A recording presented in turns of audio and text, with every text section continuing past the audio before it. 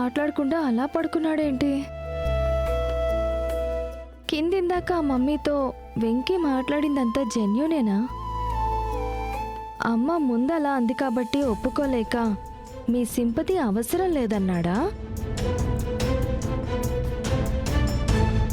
ఒకవేళ అమ్మ కానీ ఆ టాపిక్ తీయకపోయి ఉంటే అప్పుడు కూడా ఇలాగే ఉండేవాడా, లేక హెల్ప్ అడిగేవాడా?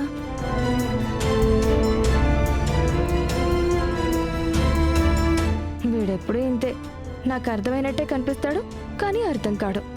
అమ్మో, అర్థం కాడని అలాగే ఉంటామా ఏంటి? వదిలే సమస్య లేదు, మనం ఆరా తీద్దాం.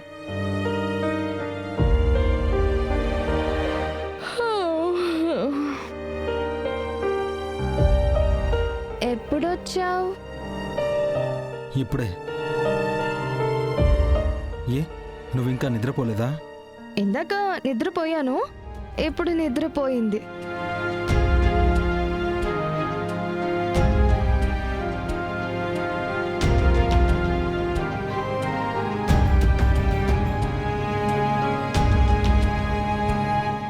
ఏంటి అలా చూస్తున్నావు?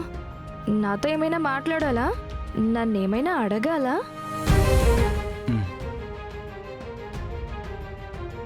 అవును మ్యాగీ. అయితే మాట్లాడు, అడుగు, పర్లేదు.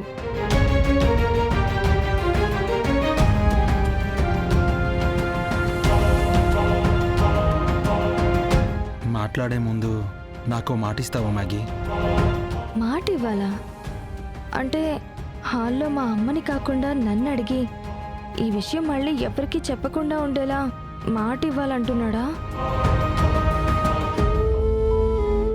అమ్మ నా పకోడిగా, ఎంత ప్లాన్ చేసావు?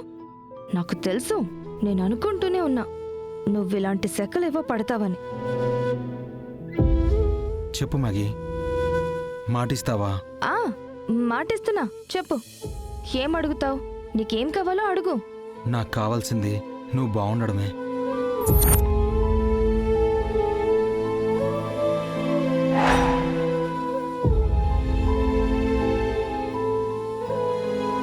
నేను నిన్ను మాట అడిగేది కూడా ఏంటంటే, రేపటి నుంచి నువ్వు ఒంటరిగా ఎక్కడికి వెళ్ళొద్దని.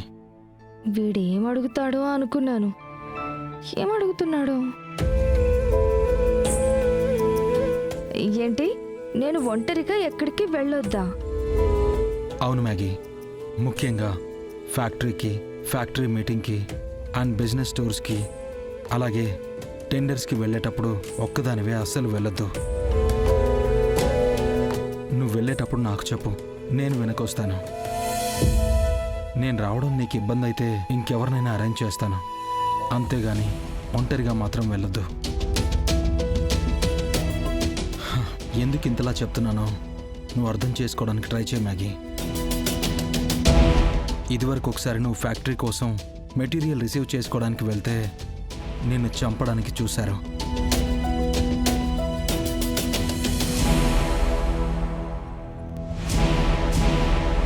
తర్వాత ఒకసారి బెస్ట్ కపుల్ కాంపిటీషన్ అప్పుడు కూడా నిన్ను చంపడానికి అటాక్ చేశారు.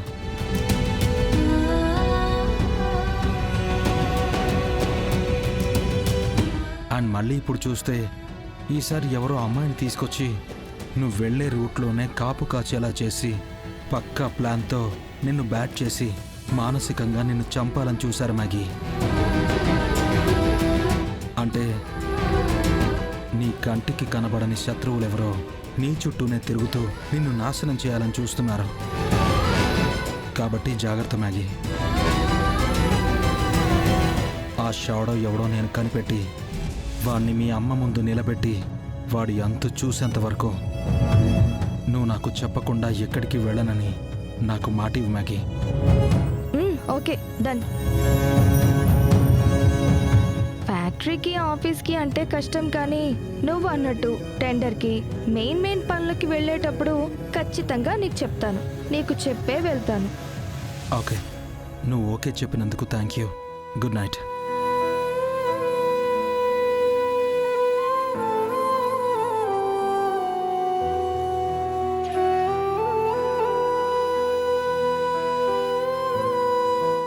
బాబోయ్, వీడు నాకు అర్థం కాడురా నాయనోయ్.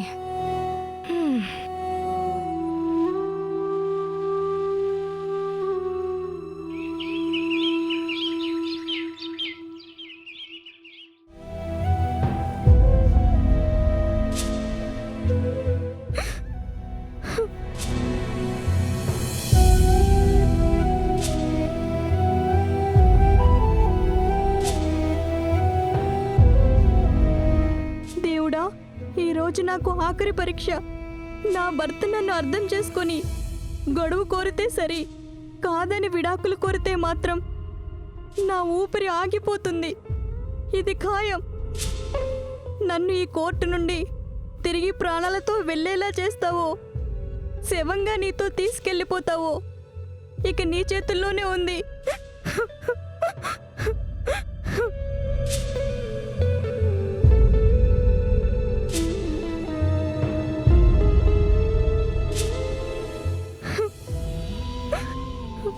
విద్యా, నీళ్లు తాగొస్తానొచ్చి ఇక్కడేం చేస్తున్నావమ్మా? ఏం లేదమ్మా, నీళ్లు తాగావా? కన్నీళ్లతోనే కడుపు నిండిపోయిందమ్మా. ఇక నీళ్లతో ఏం అవసరం ఉంది? విద్యా, ఏం ఆలోచిస్తున్నావమ్మా? ఆ దేవుడు ఈ పూట నాకు నా బిడ్డకి పరువు నిలిపి ప్రాణం నిలబెడతాడా, పరువు తీసి చావుకి ముడిపెడతాడా అని ఆలోచిస్తున్నానమ్మా. ఏమైందమ్మా?